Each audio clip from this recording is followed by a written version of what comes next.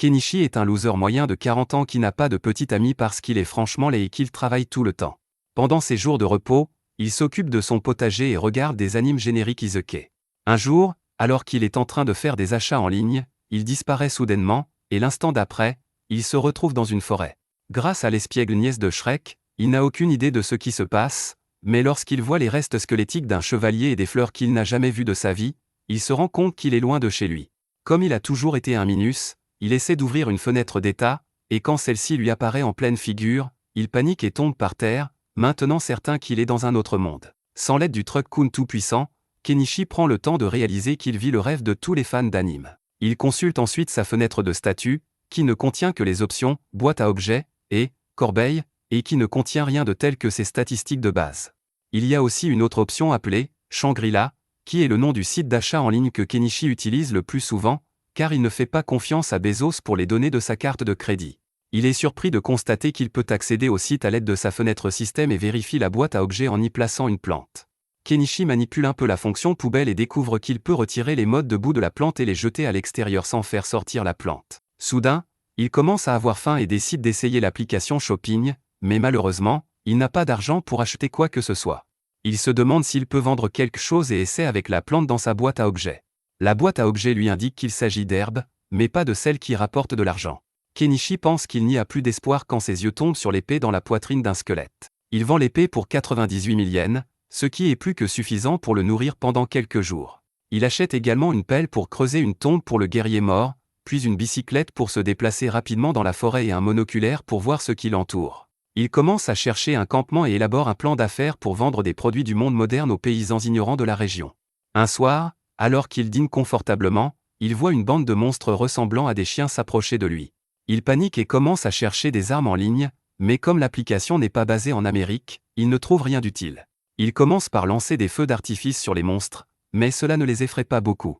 Heureusement, il trouve un lance-pierre, une arme dont il sait se servir. Bien que sa visée soit pire que celle d'un Stormtrooper, il réussit à toucher quelques monstres après avoir gaspillé quelques balles, et il décide de battre en retraite rapidement. Kenichi profite de cette occasion pour s'éloigner d'eux aussi vite qu'il le peut, ne s'arrêtant qu'au petit matin. Il est maintenant à la lisière de la forêt et découvre qu'il y a une ville à proximité. Il pense que c'est le début de son empire commercial, et il achète un sac en cuir et du poivre noir avec le reste de ses fonds. Puis il commence à se diriger vers la route, traversant les hautes herbes, il manque de se faire écraser par un chariot de marchand.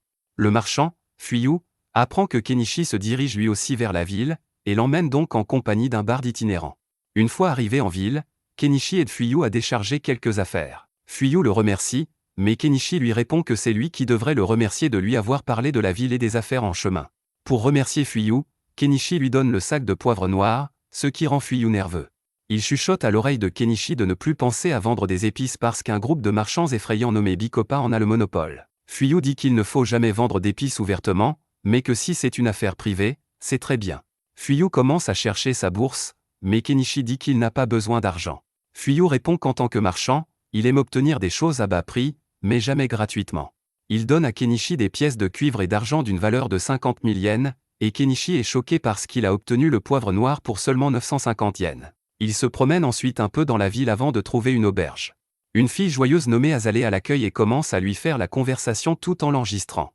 Elle apprend que Kenichi veut devenir marchand, mais qu'il ne sait ni lire ni écrire la langue du pays.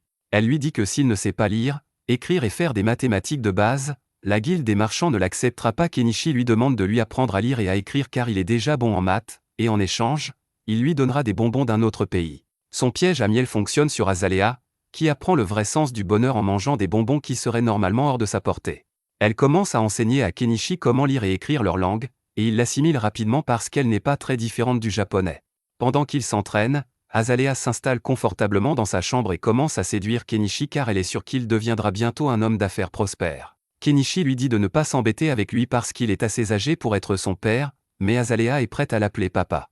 Kenichi lui offre alors un croquis d'elle à la Titanic, et Azalea est tellement ravie qu'elle saute immédiatement sur lui et le laisse lui taper sur les joues. Le lendemain, Kenichi se rend à la guilde des marchands pour obtenir sa carte d'identité, qui ressemble à une petite baguette. Il se promène ensuite sur le marché, apprenant la valeur de divers objets. Une vendeuse de fruits attire son attention avec ses melons et lui demande de lui acheter quelque chose. Kenichi ne connaît même pas les fruits de ce monde, mais il les achète et interroge Azalea à leur sujet plus tard. Elle lui parle des fruits et lui demande s'il a réussi à obtenir sa licence de marchand. Kenichi lui montre la baguette, et elle se met à sautiller de joie parce que son papa gâteau peut maintenant commencer à gagner de l'argent. Le lendemain, Kenichi fait un peu de menuiserie pour se créer une échoppe pendant qu'Azalea le surveille. Elle remarque les pinces à linge en bois et lui dit qu'il peut les vendre parce qu'il n'y a pas de bonnes pinces à linge ici. Kenichi se rend ensuite au marché et prend place à côté d'une vieille dame. Alors qu'il sort son stand de la boîte à objets, la femme est surprise et vient vérifier sa marchandise. Elle constate qu'il vend des objets de grande qualité, mais ce qui attire le plus son attention, ce sont les pinces en bois. Elle en achète à Kenichi, puis se présente comme Anama, une marchande chevronnée. Bientôt, des clients commencent à venir dans leur boutique, et la plupart d'entre eux achètent les pinces en bois de Kenichi. Grâce à cela, Anama fait plus d'affaires que d'habitude. Bientôt, un jeune homme blond entre dans sa boutique, et en voyant ses vêtements et son épée, Kenichi se rend compte qu'il doit être assez riche. L'homme s'intéresse au couteau et demande à Kenichi s'il a quelque chose de plus grand que les objets exposés. Kenichi commence à parcourir l'application de shopping pour trouver un couteau plus grand, et il trouve bientôt un couteau de chasse qui conquiert le cœur de l'homme. Il demande le prix, et voyant que le client aime trop le couteau de chasse, Kenichi le vend à une pièce d'or. Alors que l'homme se demande s'il doit acheter ce magnifique couteau à un prix élevé, une fourrure aux oreilles de chat apparaît devant Kenichi et commence à le renifler. Il est déconcerté, car il n'aime pas les fourrures, et la féline lui lèche le nez.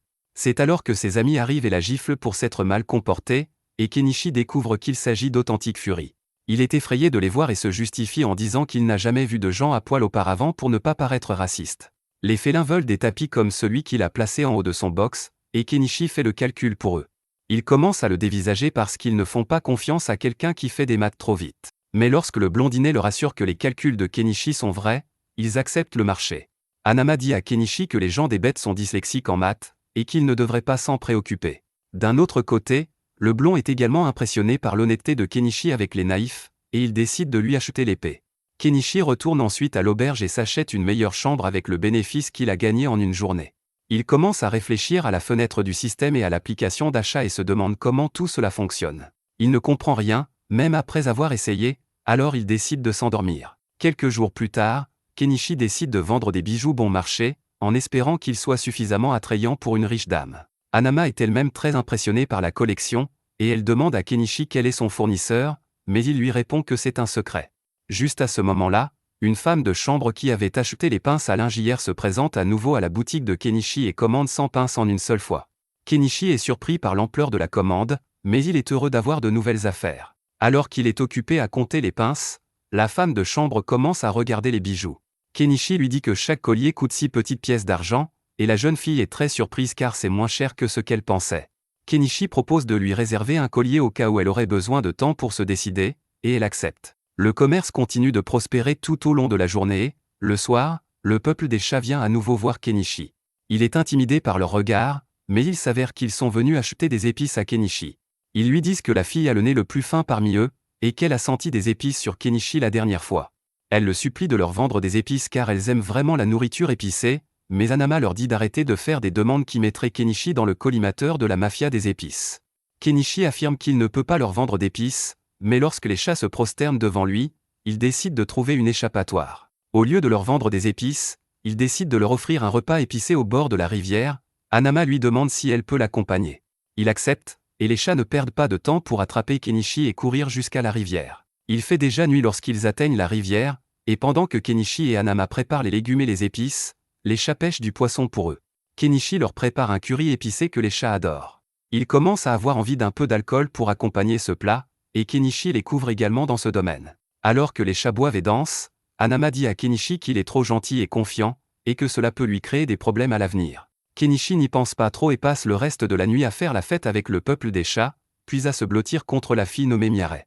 Le lendemain matin, alors qu'il retourne à son auberge, Azalea devient jalouse en voyant les cheveux de Miaret sur sa chemise, et Kenichi commence à craindre de ne plus obtenir d'elle le Gluck Glock 3000. Quoi qu'il en soit, il s'installe à nouveau au même endroit quand soudain une jolie fille avec un complot défiant les lois de la gravité s'approche de lui. Kenichi s'éprend d'elle, puis il remarque la servante derrière elle. Il lui demande si elle est là pour acheter le collier, et elle le paie.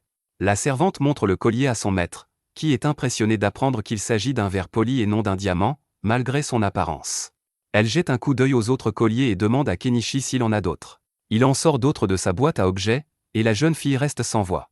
Elle se présente comme Primula, la fille du propriétaire de la prestigieuse Mallow Trading Company, et demande à Kenichi de rencontrer son père. Kenichi demande conseil à Hanama, qui lui dit que le propriétaire de la Mallow Company est un homme bon et respecté par tous les habitants de la ville. Kenichi saisit immédiatement l'occasion de nouer des liens avec un important groupe d'affaires. Sur le chemin du retour, Primula raconte à Kenichi qu'elle a essayé de copier ses pinces à linge en bois, mais que son artisan n'a pas réussi à obtenir le bon ressort. Kenichi n'y voit pas d'inconvénient, car il sait que ce genre de choses est inévitable dans le monde des affaires. Ils arrivent bientôt au manoir de Primula, et bien que Kenichi soit impressionné, Primula lui dit que ce n'est rien comparé au manoir des nobles. Kenichi rencontre alors le père de Primula, Monsieur Mallow, qui évalue les bijoux qu'il possède. Il lui révèle alors qu'il possède également une boîte à objets, et que c'est la principale raison pour laquelle son entreprise s'est développée.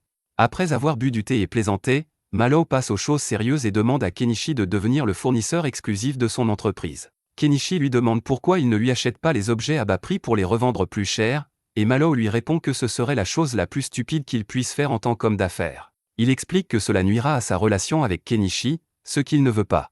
De plus, si l'un de ses rivaux profite de cette occasion pour signer un contrat d'exclusivité avec Kenichi, ce serait la pire des choses pour lui. Il dit qu'il croit qu'il faut établir une relation de confiance avec les marchands talentueux pour grandir ensemble et offre à Kenichi 50% des bénéfices de la vente des bijoux. Kenichi accepte volontiers le marché sans négocier et fournit de jolies broches à Mallow pour sa première livraison. Cependant, au lieu de les laisser faire des affaires avec elle, Primula décide de toutes les acheter pour elle-même. Elle offre à Kenichi 10 pièces d'or pour toutes les broches, et il lui faut un peu de temps pour réaliser qu'il obtient 2 millions de yens dans cette affaire. Maintenant qu'il dispose d'une bonne somme d'argent, Kenichi décide de s'acheter une maison en dehors de la ville afin de mener une vie calme et paisible. Il choisit une belle zone près de la frontière de la ville et achète une tondeuse à gazon pour couper l'herbe et créer un chemin accidenté. Il achète ensuite une tronçonneuse à essence pour abattre des arbres, ce qui lui prend toute la journée. Il décide de mettre les arbres dans sa boîte à objets, mais ils sont trop grands pour y entrer, c'est ce qu'elle a dit. Il les coupe donc en petits morceaux et se rend compte qu'il ne peut pas stocker d'objets de plus de 10 mètres de long. Il décide d'en rester là et, le lendemain matin, il commence à extraire les souches d'arbres du sol. Mais c'est beaucoup plus difficile que de couper les arbres à la tronçonneuse, et Kenichi abandonne avant même d'avoir exposé les racines du premier arbre. Il achète une mini-pelle d'occasion pour arracher les souches, mais cela lui coûte 1,2 million de yens, soit près de la moitié de sa valeur nette totale. De plus, il s'aperçoit que l'excavatrice a besoin de diesel pour fonctionner et qu'il n'y a pas de vente en ligne. La chose la plus proche qu'il puisse trouver est du carburant de camping, mais il est beaucoup plus cher que l'essence normale. Kenichi n'a pas d'autre choix que de continuer à investir de l'argent dans l'excavatrice s'il ne veut pas qu'elle devienne un tas de ferraille. Il achète également un générateur diesel pour voir si le carburant de camping peut l'alimenter, et il réussit à faire fonctionner le diesel et l'excavatrice. Plus tard dans la nuit, il prend un bain dans la rivière, mais les piqûres d'insectes sur toute sa main commencent à le démanger.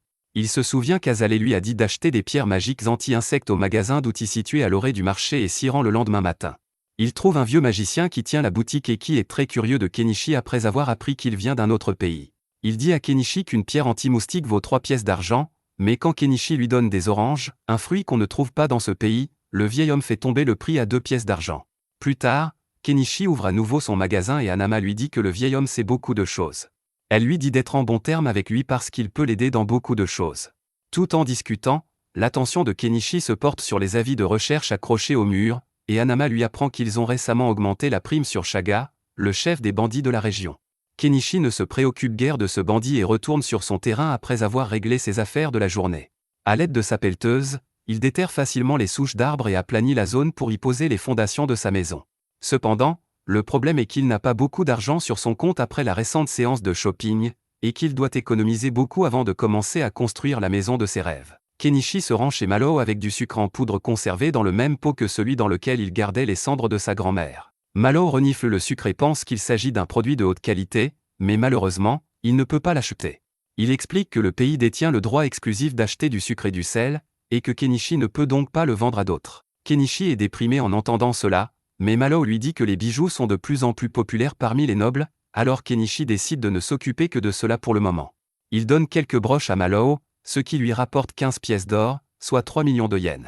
C'est plus qu'il n'en faut pour acheter une cabane en bois en ligne, qu'il commande sans même lire les détails. Ce n'est qu'après avoir reçu une pile de bois qu'il se rend compte qu'il doit construire la cabane lui-même. La dépression le frappe à nouveau, mais il se sent mieux après avoir lu les instructions et décide d'assembler la cabane lui-même, car cela semble assez facile. Heureusement, le peuple des chats passe bientôt dans la région et décide de l'aider pour le remercier d'avoir partagé le délicieux repas avec lui. Même avec leur aide, Il faut presque un mois à Kenichi pour construire la cabane tout en continuant son activité. Il organise une fête barbecue pour le peuple des chats à l'achèvement de sa maison, puis va à l'intérieur pour s'asseoir sur son lit, qui est à peu près la seule chose dans la cabane. Ensuite, il commence à meubler sa maison, ce qui lui prend encore un mois et beaucoup d'argent. Il fabrique une clôture en bois pour entourer la maison et le jardin. Il achète ensuite une salle de bain portative pour composter ses déchets en fumier. Il installe lui-même la plomberie dans la maison, puis achète des panneaux solaires et des batteries afin de disposer d'un approvisionnement constant en électricité. Pour couronner le tout, il achète une cuve de bain et prend son premier bain chaud depuis son arrivée dans ce monde. Une fois sa maison entièrement meublée, Kenichi se rend à l'auberge et annonce à Azalea qu'il a désormais son propre logement et qu'il ne restera donc plus ici. Il la remercie pour tout, et elle reste sans voix car elle ne pensait pas qu'il partirait si tôt. Le lendemain matin, Kenichi se rend à vélo dans la forêt et, à l'aide d'un réflexe numérique qu'il a récemment acheté, prend des photos de fleurs qu'il n'a jamais vues auparavant. Soudain, une flèche frappe son vélo et il s'écrase sur le sol. Avant même qu'il ait le temps de comprendre ce qui se passe, d'autres flèches se dirigent vers lui, mais heureusement il les esquive toutes. Alors qu'il se cache derrière un arbre, il entend des hommes-bêtes vivants dans la forêt parler de lui. Il n'aime pas Kenichi parce qu'il a construit une maison près de la forêt, et il décide de le tuer pour qu'il ne les dérange plus. Kenichi se rend compte qu'il n'est pas obligé de jouer les gentils avec ces connards racistes, et il utilise toutes les armes de son arsenal. Il commence par leur tirer dessus avec son lance-pierre, et même si sa précision est très faible, les dégâts sont suffisants pour assommer le Beast Folk en un seul coup. Il lance ensuite des feux d'artifice pour les intimider et invoque sa pelleteuse pour les faire fuir. Il décide ensuite de rentrer chez lui quand il entend soudain quelqu'un pleurer derrière les buissons. Il va voir qui c'est et, à sa grande surprise, c'est un énorme chat violet qui a été blessé par les flèches du Beast Folk. Kenichi veut l'aider, mais il craint de se faire mordre, alors il achète des coussins et les attache autour de son bras et de son cou. Il retire ensuite la flèche du corps du chat, qui n'essaie pas de se débattre, et se rend compte qu'il peut le soigner davantage. Il désinfecte la plaie avec de l'alcool, applique une crème antiseptique et donne au chat des analgésiques. Cependant, il n'est pas sûr que le chat puisse survivre dans la nature et il le ramène chez lui. Il s'inquiète de voir que le chat ne bouge même plus et, le lendemain matin, il va voir le vieux sorcier pour lui demander s'il y a un moyen de le guérir par la magie. Le vieux sorcier le traite de fou pour avoir essayé de sauver un lynx et lui suggère de vendre sa peau à la place. Kenichi ne veut pas faire cela, et c'est alors que la fillette Miare le trouve. Elle apprend l'histoire et lui dit que les lynx sont considérés comme des messagers de Dieu chez son peuple, et qu'elle veut le voir. Kenichi l'emmène chez lui et constate que le lynx sauvage est devenu un peu actif. Pour le remercier d'avoir sauvé le chat, Miare chasse quelques oiseaux et lui donne le Gluck Gluck 2000 la nuit. Après quelques jours, le lynx est complètement guéri et Kenichi le laisse en liberté. Il prend ensuite un peu de recul par rapport à son magasin et se concentre sur l'agriculture. Comme il a besoin de beaucoup d'eau, il décide de creuser un puits pour son propre usage, ce qui lui prend environ une semaine. Alors qu'il s'apprête à prendre un bain, Primula vient le chercher. Elle dit qu'elle était inquiète parce qu'il n'avait pas ouvert sa boutique depuis longtemps, mais heureusement, Miare lui a parlé de sa maison. Elle est surprise de voir tout ce qu'il y a autour de la maison, en particulier la pelleteuse. Kenichi ne peut pas lui dire la vérité, alors il dit que c'est son familier et lui demande de garder le secret sur le fait qu'il peut utiliser la magie. Primula le croit et accepte de garder son secret, puis Kenichi se rend compte que l'heure de la fermeture des portes de la ville est déjà passée. Primula lui dit qu'elle va rester chez lui et qu'elle n'a aucun problème à partager son lit. À ce moment-là, son regard se porte sur le tambour rempli d'eau, et en apprenant qu'il s'agit d'un bain, son visage s'illumine. Elle prend un bain mais s'effraie en entendant le bruit d'animaux sauvages et demande à Kenichi de rester près d'elle. Il lui donne ensuite un peignoir et une chemise de nuit, et Primula voit dans ces deux articles un énorme potentiel commercial. Elle dit à Kenichi qu'il devrait les vendre car ils seraient très populaires parmi les nobles, mais il lui répond qu'il ne veut rien faire avec ces gens consanguins qui pensent que le monde leur appartient. Il fait alors un croquis de Primula pour l'élever, ce qui la rend très heureuse, mais elle ne lui donne pas l'occasion de lui taper sur les joues. Le lendemain, alors qu'il se rend en calèche en ville, Kenichi se demande comment il va expliquer à Malo qu'il a passé une nuit avec sa fille, mais heureusement, Malo est une personne ouverte d'esprit, et il ne pose aucune question à ce sujet. Ils entrent et Kenichi montre à Malo les serviettes et les chemises de nuit sur l'insistance de Primula. L'homme d'affaires est très impressionné, puis Kenichi décide de lui montrer de la lingerie sensuelle qui fera fureur auprès des femmes désireuses de séduire quelqu'un. Malo fait une grimace en pensant que sa fille a porté cela hier soir lorsqu'elle est restée chez Kenichi, mais il lui dit qu'il ne faisait que plaisanter et range la lingerie. À ce moment-là, la servante arrive avec leur livre de compte, car le royaume est en train de changer la méthode de conservation des documents commerciaux. Malo explique que la technique de la double comptabilité est devenue populaire dans tout le pays grâce à un certain homme qui a récemment influencé la politique du royaume. Il s'agit manifestement d'un terme du monde moderne, et Kenichi commence à soupçonner l'homme qui a inventé ce système ici. Ensuite, Malo l'emmène dehors pour lui montrer le nouveau produit sur lequel travaille son entreprise et, à sa grande surprise, il s'agit d'une pompe à main. Malo explique qu'il s'agit également d'un nouvel article qui gagne en popularité sur le marché, et qu'il voulait donc le fabriquer avant ses rivaux. Après avoir vu la pompe à main, Kenichi est certain qu'il y a quelqu'un d'autre dans ce monde, quelqu'un qui vient du monde moderne. Après ce jour, Primula commence à venir souvent chez Kenichi, et parfois elle y passe la nuit. Lors d'une de ces nuits, elle lui dit qu'elle doit faire des achats pendant un mois à partir de demain, et qu'elle est venue ici avant pour quelque chose d'important. Elle demande à Kenichi de lui montrer la lingerie osée qu'il a montrée à son père pour plaisanter, et il lui demande qui elle veut séduire avec. Elle rougit en lui disant qu'elle veut tenter sa chance avec lui, mais Kenichi lui dit de trouver quelqu'un plus proche de son âge. Primula dit qu'elle n'a rien contre l'écart d'âge et que même son père l'approuve. Cela donne mal à la tête à Kenichi qui ne veut pas prendre d'engagement sérieux maintenant, mais il laisse Primula se blottir contre lui toute la nuit. Le lendemain matin, après son départ, le chevalier blond qui avait acheté un couteau de chasse à Kenichi vient chez lui et se présente sous le nom de Paul. Il dit qu'il est ici pour enquêter sur des plaintes concernant un homme louche vivant dans la forêt, et bien qu'il fasse confiance à Kenichi, il se méfie des panneaux solaires. Kenichi lui répond qu'ils sont liés à la magie et lui demande de garder le secret. Paul lui dit que son silence lui coûtera cher, alors Kenichi lui donne des barres d'acier de haute qualité pour forger des épées et une bouteille de vin. Paul est tellement impressionné par lui qu'il décide de lui parler d'un magicien unique dans la capitale qui a le pouvoir d'invoquer une sauce appelée Mayo, et qui peut aussi vaincre un dragon avec. Kenichi est choqué d'entendre cela, mais il est maintenant encore plus certain que ce mystérieux magicien vient de la Terre. Un mois s'écoule et Kenichi attend le retour de Primula, car il a hâte de la revoir. Soudain, il entend un vacarme sur la place de la ville, et la servante de Primula arrive en courant dans sa boutique pour lui faire part de l'urgence de la situation. La caravane de Primula a été attaquée par des bandits dans la forêt et elle a été enlevée. Son père est devenu fou à cause de cela, et il supplie les aventuriers de la ville de sauver sa fille au milieu de la rue.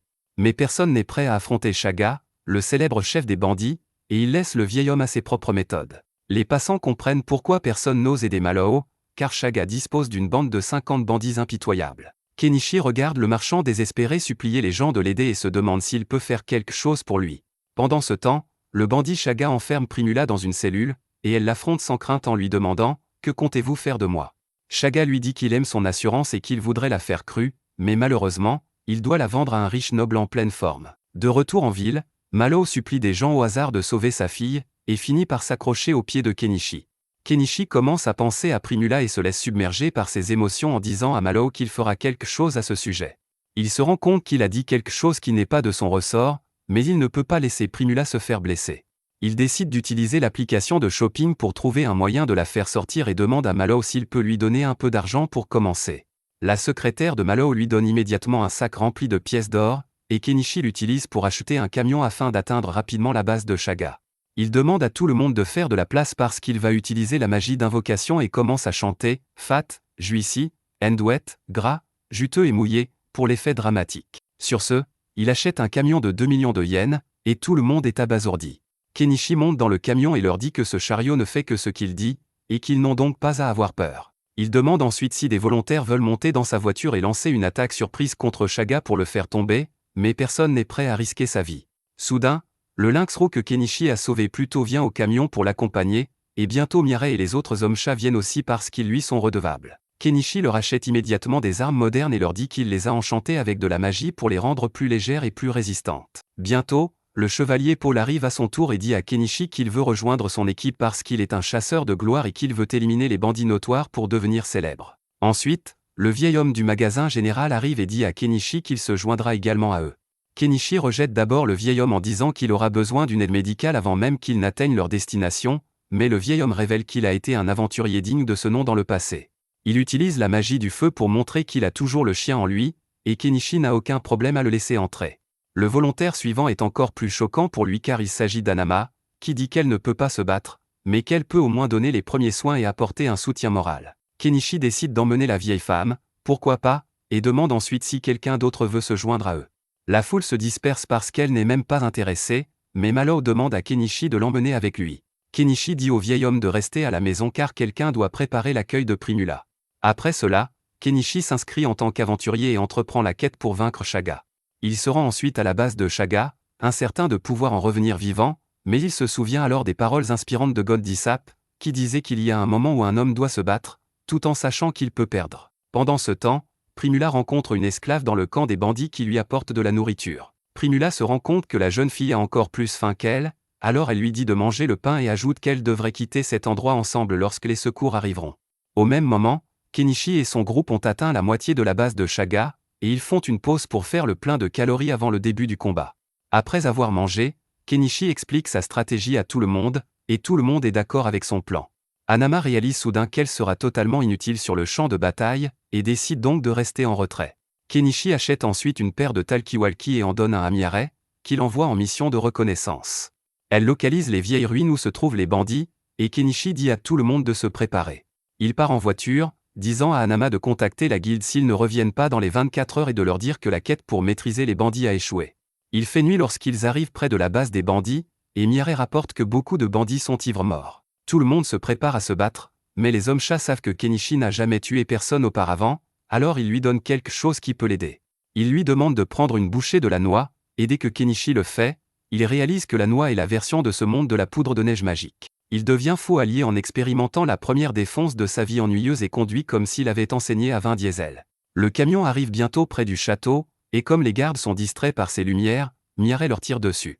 Ils atteignent ensuite l'entrée du château, et le vieux mage fait sauter la porte avec de la magie. Les bandits sont choqués, mais ils sont trop ivres pour réagir à temps lorsque le camion de Kenichi entre dans leur base. Kenichi demande au vieux mage de les frapper avec une autre magie puissante, mais le vieux mage l'a transformé en un idiot à une pompe. Les chats voient leur chance de s'imposer et attaquent les bandits ivres, qui sont des cibles faciles pour eux. Après eux, Paul surgit à son tour, avec un air de personnage principal, et tue les bandits sans effort avec son épée géante. Un bandit se faufile derrière Kenichi pour l'attaquer, mais le lynx et Miare le couvrent. Soudain, d'autres bandits sortent des ruines et Kenichi décide qu'il est temps de se joindre à la bataille. Il invoque sa pelleteuse et monte dessus, la conduisant vers les bandits et les massacrant à l'aide d'une griffe métallique. Les bandits commencent à être battus de tous les côtés et battent en retraite, réalisant qu'ils ne peuvent pas gagner contre le monstre de métal. Kenichi décide de creuser dans le bâtiment pour voir s'il peut trouver Primula et ouvre un trou dans l'une des cellules où d'autres filles sont retenues prisonnières. L'esclave est aussi avec elle, et lorsqu'elle voit Kenichi contrôler l'excavatrice, elle pense que Dieu lui-même est venu l'aider. Kenichi jette un coup d'œil hors de l'excavateur pour voir que Primula n'est pas avec les femmes, puis Shaga lui dit de lever les yeux car il a la fille en otage en ce moment même. Il dit à Kenichi et aux autres de rester à terre s'ils ne veulent pas que Primula meure, puis il déchire ses vêtements en disant que s'il avait su que cela arriverait, il se serait déjà amusé avec elle. Primula est dégoûté par le bandit, mais Kenichi reste calme et élabore un plan. Il achète un pointeur laser de qualité militaire et parle doucement à Miare, lui disant de suivre le point rouge sur le corps de Shaga, et quand il sera aveuglé par le laser, ce sera l'occasion d'attaquer. Il remonte progressivement le long du corps de Shaga avec le pointeur laser, et avant même qu'il ne puisse se douter que quelque chose ne va pas, le laser touche son œil, l'aveuglant. Miare lui tire immédiatement dessus, mais sa flèche n'atteint que l'épaule de Shaga. Primula se précipite aux côtés de Kenichi, et Shaga tente de l'attaquer plutôt que de la laisser partir, mais une puissante force magique le pousse sur le côté et le projette en bas de l'immeuble. Il se retrouve en face de Miare, et cette fois, elle lui tire une balle dans la tête, le tuant. Au même moment, Primula atteint Kenichi et le serre dans ses bras. Il est encore sous l'effet de la noix magique et sent monter l'épée entre ses jambes, mais il parvient à contrôler ses pulsions. Il envoie ensuite l'un des hommes-chats informer Hanama qu'ils ont réussi. Ensuite, il creuse un puits pour les filles qui étaient gardées par les bandits et leur donne des vêtements à porter après leur bain. Pendant ce temps, il trouve l'esclave allongé sur le lynx et demande à Primula de lui donner un bain. Il achète ensuite une paire de ciseaux pour lui couper les cheveux, et la capitaliste Primula y voit immédiatement une opportunité commerciale. Elle s'accroche à Kenichi, sans s'apercevoir qu'elle vient de faire tomber sa serviette, et demande s'ils peuvent la vendre au marché. Les autres filles lui rappellent qu'elle a fait tomber sa serviette, et Primula court immédiatement se couvrir. Une fois que tout le monde a fini de nettoyer, Kenichi achète une jolie robe pour la fille, qui se présente sous le nom d'Anne. Elle trouve aussi la lettre du noble qui a dit à Shaga d'enlever Primula, ce qui fait comprendre à tout le monde pourquoi la guilde était si réticente à prendre l'affaire en main. Ensuite, ils vont chercher Hanama, qui s'émeut en voyant qu'ils sont tous en vie. Ils retournent à la cachette des bandits pour y passer la nuit, et Kenichi s'endort avec Primula et Anne à ses côtés.